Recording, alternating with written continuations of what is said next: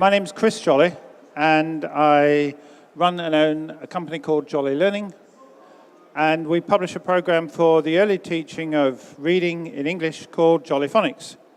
And what I'm going to be talking about is issues related to achieving adoptions in countries around the world. I'm asked to request that you keep in mind that you have a pack in front of you and to complete the evaluation form at the end, which the organisers will value and which will also give me feedback, which will be very helpful as well. I spend quite a lot of time travelling, and I'm reminded of once when I went to the States, and to my surprise, when I got to customs, the name and the channel I was to follow had changed. And so when I got up to the customs guy, I said, my name's changed. I said, I used to be called an alien, and now I'm called a visitor. So he was slightly lost for words, and he looked at me and he said, yeah, he said, never on a Sunday. So you can get some odd comments from people as you go. Now, I want to talk first about the issues that you're looking for in adoption.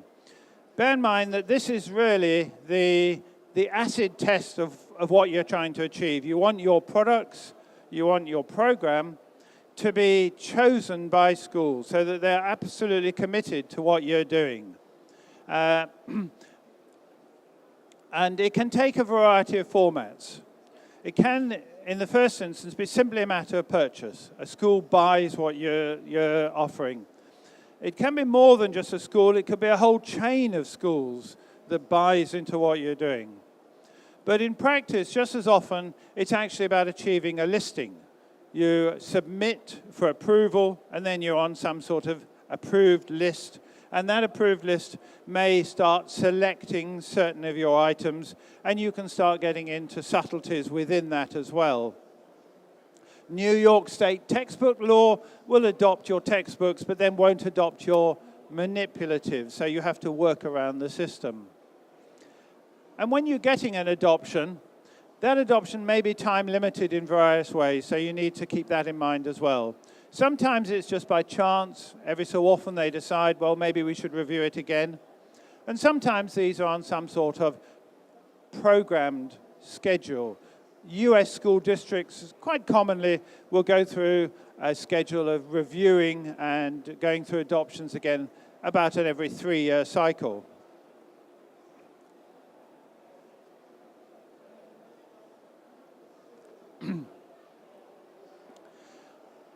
The nature of who decides on a adoption can vary as well. There's a big divide between private schools, obviously, and state schools or public schools.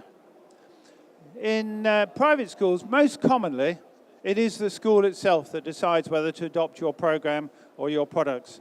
But it can be a whole chain. As an example, in Pakistan, there are 2 chains of schools, private schools. One is called Beacon House, and the other is called City Schools. They each have about 100 private schools around the country. And as it happens, both of them have adopted the Jolly Phonics program that I publish. When it comes to state schools, it can vary enormously as to how it is done. We're used to a pattern in this country where schools themselves make the decision on whether to take a program. They adopt.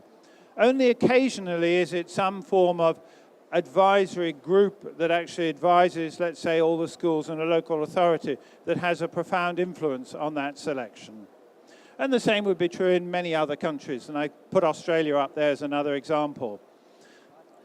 In the US, by contrast, the situation is much more complicated, and while many schools may indeed adopt, it's more common for adoption process to go through a school district.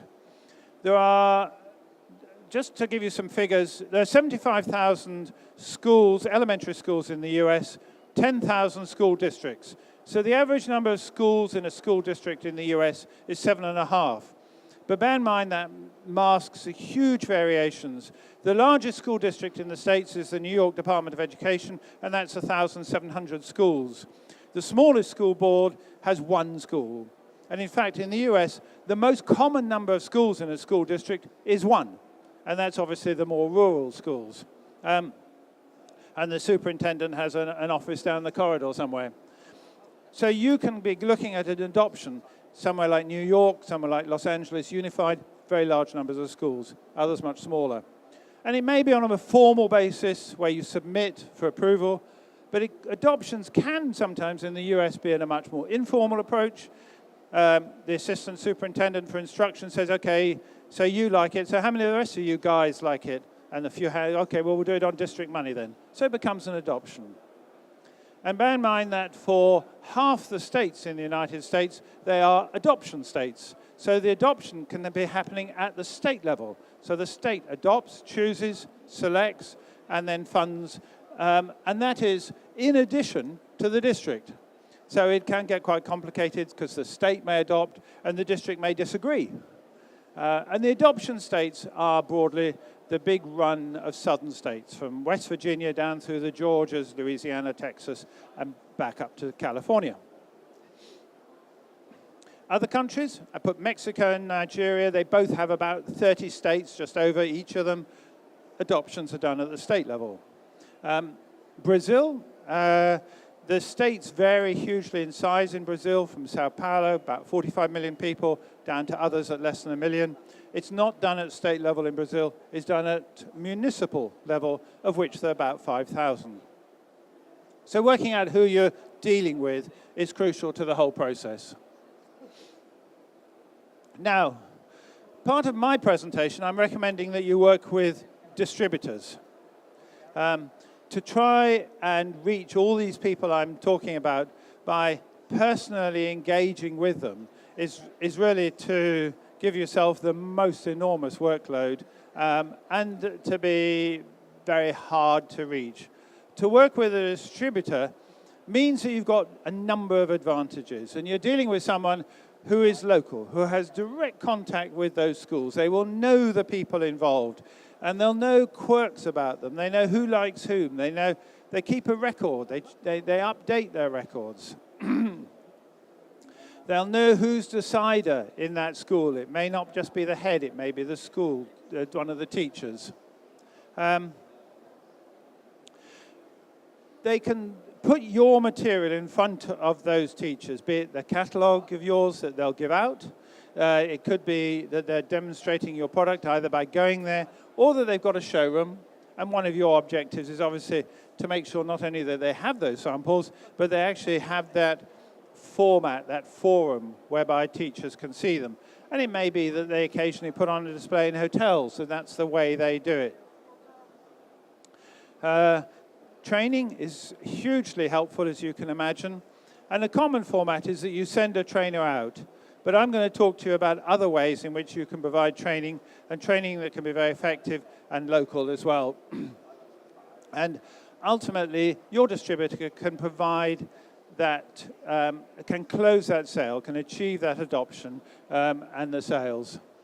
And I just give one example here. This is a company called Booklines, and they're based in Alexandria in Egypt, and they're the distributor for ourselves in Egypt. And we do work with them as our sole distributor. We have other people who ask if they can distribute for us in Egypt, and we decline. And this is their homepage, and they include us here. We're included on the list of distributors there. And indeed, this whole element here is all about training with Jollyphonics, including here a lady, Rihab El Sokhri, who is a local Jollyphonics trainer in Egypt. And they've also got a product of ours up here featured. So we give them a presence through that local distributor.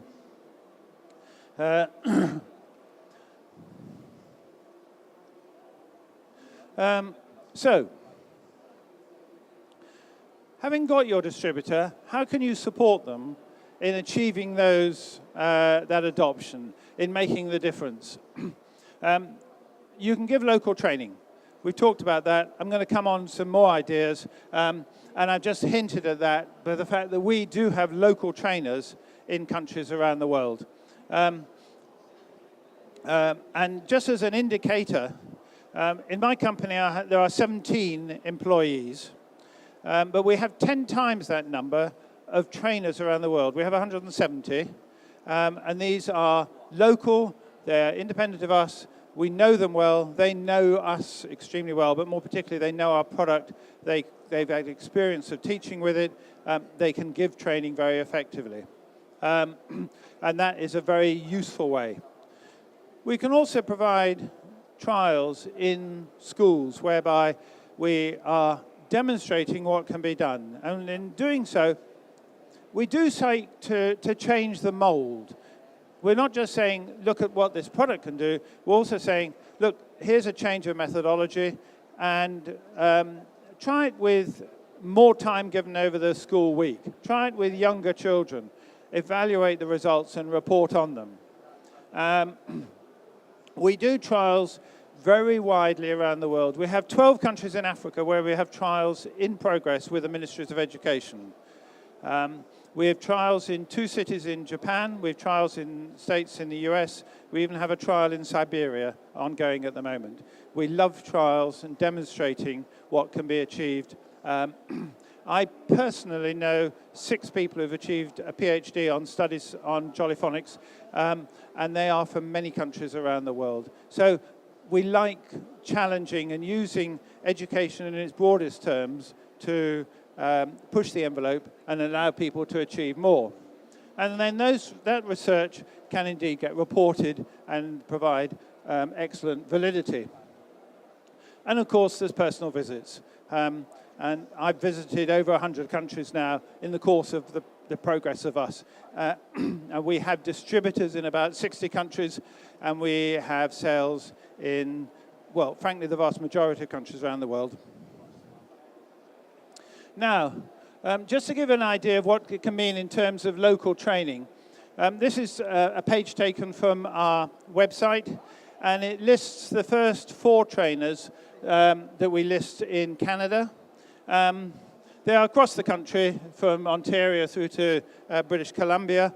And just to give an idea of how they get into the swing of it, this particular trainer operates under the name of Jolly Works. So they're happy to take the name and make something of it. They're independent. We meet them for a conference once a year if they come. About just over half of them come each year.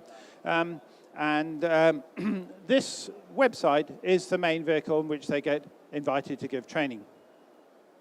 The 2 countries where we have the greatest number of trainers are the States and India. This is a trainer of ours from India. Her name is Shahnaz Jusa, and she's giving training there.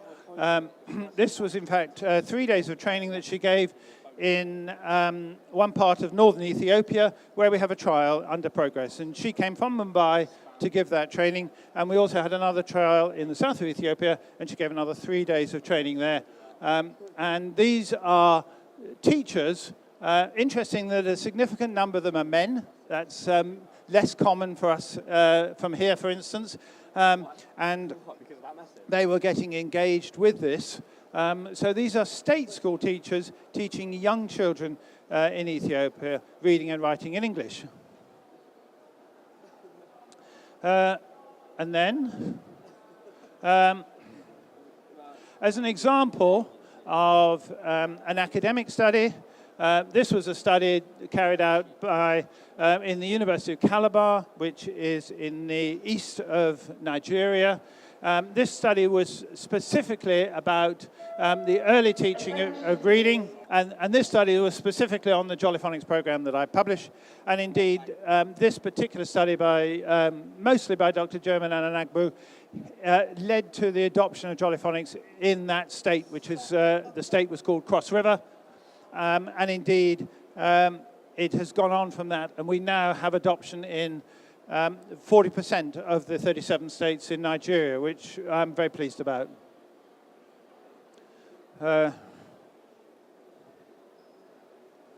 So what are the challenges about adoptions? And I'm going to give you a roundup of this, and then I'm going to open up and when I finish for questions. So if you're collecting questions, that's great, and I'd love to hear them. So First, a challenge is that this question that the person you've been cultivating so avidly then moves on. And that's particularly true in ministries of education. It's most especially true of political appointees. So a minister, as indeed can be here, of course, may be in a position for only 2 years, and then they've moved to something else like transport, and you've lost them. Bear in mind, though, that the civil servant they're working with, typically, let's say, a permanent secretary in an Anglophone country, a secretary general in a Francophone country, they will be in place, and they'll be in place for much longer. So they're, in the long term, the better bet. Schools, people will move on, decision makers will move on. So you always need to be in a position to refresh, and particularly bear that in mind with training, that the people you train now will be not the same as the people you trained 2 years ago. There'll be a lot of new people there, people move. The whole process of achieving adoptions can take a long time. It's important to remember that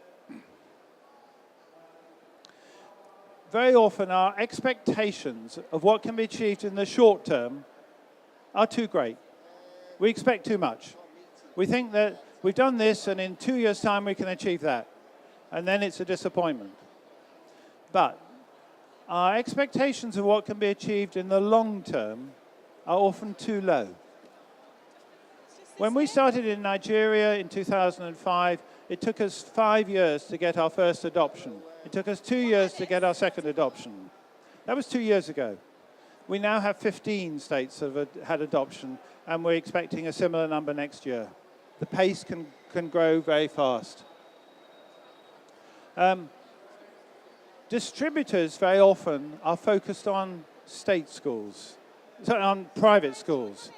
And you may find that it's a challenge in getting them to work with government schools. Not so much in the UK, the US, Canada, Australia. I'm thinking about the Indias, Nigerias, the Gulf, this sort of thing. They put themselves to one side. Point I would add to that for you is that those distributors very often are biddable. You can win them over, particularly if you have taken the initiative with a ministry, you have provided trials, and now you're saying, look, I just need you to get involved because we're going to have to supply, and it's going to have to be supplied individually to different schools and so on. Then they're happy to get involved. And it takes time to visit. But visits can be very rewarding. And in a visit, you get the opportunity to learn a lot yourself, as well as providing a lot of benefit in the range of people you can see locally, from officials down to schools, who all will value your presence. That was me 2 months ago in Gabon, in Central Africa.